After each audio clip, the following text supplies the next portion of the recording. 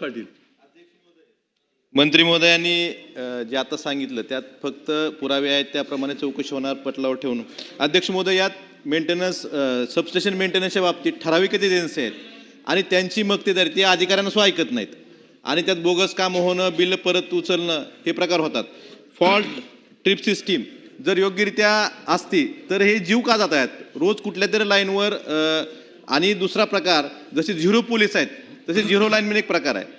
आपले लाईनमॅन काम करत नाहीत, दुसरा तरी खाजगी माणसाकडनं काम केलं जातं, त्याचा जीव जातो आणि त्याला कुठलीही मदत मिळत नाही. त्यामुळं हे जे प्रकार आहेत हे थांबवण्यासाठी ही जबाबदारी निश्चित केली पाहिजे. आणि जे आपले कर्मचारी आहेत म्हणजे आउटसोर्सिंगचे असतील किंवा परमनंट कर्मचारी असतील, आउटसोर्सिंगच्या कर्मचाऱ्याला साधं परमिट सुद्धा मिळत नाही. मग काम कोणी करायचं? परमिट कुठेतरी फोनवर बसून इंजिनियर किंवा परमनंट लाईनमॅन देतात, खाजगी लोक काम करतात, त्यात अपघात होतात, लाईन क्रॉसिंग असते. त्यामुळे रोज कुठेतरी महावितरणच्या कामावर काम करताना जीव जातात. ह्याची जबाबदारी निश्चित केली पाहिजे आणि ह्यांना सुद्धा ज्यांचं काम करताना जीव जातो त्यांना सुद्धा महावितरणकडनं नुकसान भरपाई देणार का हेच मला उत्तरात सांगावं.